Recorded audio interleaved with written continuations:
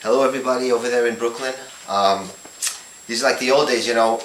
Mike Yakutiel used to do these Yartzeits also, and me and Binyamin would fly in. Those are the good old days, so I'm glad to see that there's people keeping up their good work over there. I thought I'd talk a little about the idea of Moschiach ben Yosef, because that's what the Parshas are also on Yosef.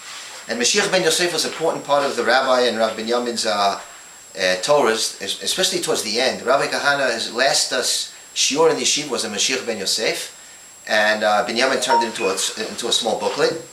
And if you look at Or Ayon, the Rabbi's classic book, those last two chapters, which he didn't finish actually, are all on Moschiach ben Yosef and the concept, and we're not going to go into the deep concept of it, but there's a couple of ideas. Binyamin as well, Rav Binyamin, his Haggadah ends with Moschiach ben Yosef, talking about the Chad Gadya, the Perush of the Gra. The Moschiach ben Yosef is a powerful element in that song. And just to know, Parshat Vayigash, which is coming up, that was the last Parsha Binyamin wrote, and he had about 50,000 copies of his Parsha sheets in his car when he was murdered. And the name of the Parsha was Who Recognizes Yosef? Parshat Vayigash. So Moschiach ben Yosef is a most people understand Moschiach ben David. Moschiach ben Yosef is the preparation. And one of the ideas that I wanted to mention about Yosef that's not mentioned, that we learn a lot from Moschiach ben Yosef, from the progenitor of Moschiach ben Yosef, which is Yosef, the biblical character Yosef in the Bible. And there's something that reminds us of Rav Kahane right there in his character, that when Yosef solves Paro's dream, he tells him that we know that nobody's able to solve the dream, and Yosef has the answer. He explains exactly what the dream means, and then he says something else. He gives a solution. After he explains the dream, he says, and then you should gather all the food and all the good years and have it stored and so forth. And he gives a whole program how to store the food, how to distribute it during the days of famine. And this reminds me of the rabbi. Why? Because there's so many people out there who you tell what the problem is. They'll tell you, they're all these good right-wingers, and they'll say what we can't do, we can't give up land, and we can't sign agreements. But what do we do? What's the solution? And the rabbi not only gave the problem, he also offered a solution. He was the only one who offered a solution. And that's like Yosef at Tzaddik. He gave the answers. And in the same concept of Moschiach ben Yosef, the rabbi talked a lot about bidud, isolation. Isolation, he said in the end, and the rabbi was strong in this message, that in the end the Jew will be isolated. Bidud, it comes from the word havdalah. We're also separated from the nations. But the bidud is something that will come upon us in any case. That we're meant to be alone. Am levadad yishkon, a nation that dwells alone. Bilam said it as a curse, but actually it's a bracha. It is a bracha. People still think it's a curse because we're always worried that we won't have allies. But in the end, the rabbi always talked about this, that in the end we'll have to be alone. And whether we want to or not, we'll be alone. Bidud is our decree on us. How the bidud comes, how the isolation comes, depends on us. And we know this is an important concept. Even Yosef, going back to Yosef, Yosef to his detriment, we know it says miketz shnatayim, Yosef, b'pashat miketz. Why did he sit another 2 years? He asked for help from the goy.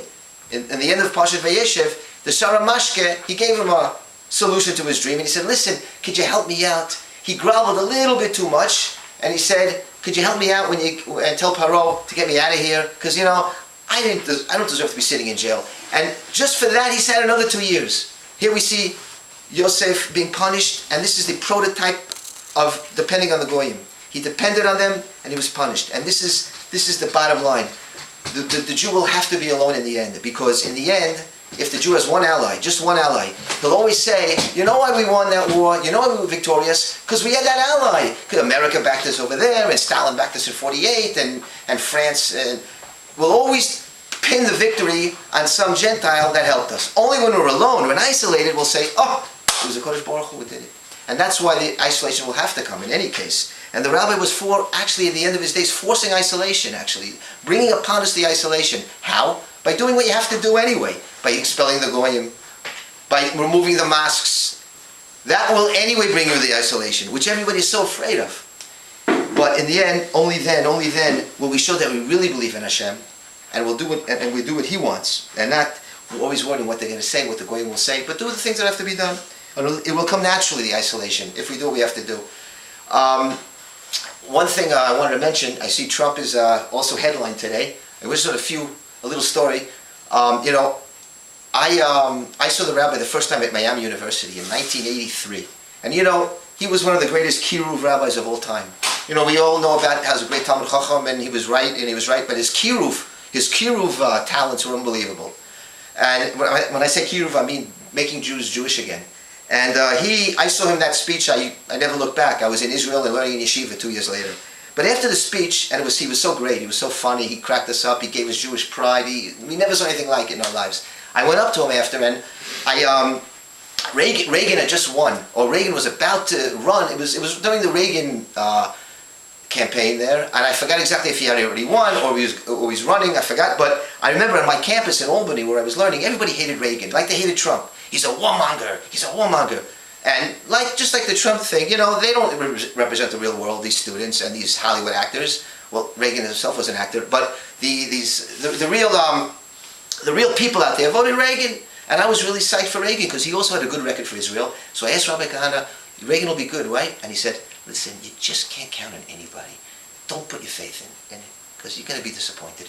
And that's why I say, let's not put too much faith in the new president because, in the end, it's going to be very hard to come up with a real solution that's going to be good for, like he wants to broker a deal.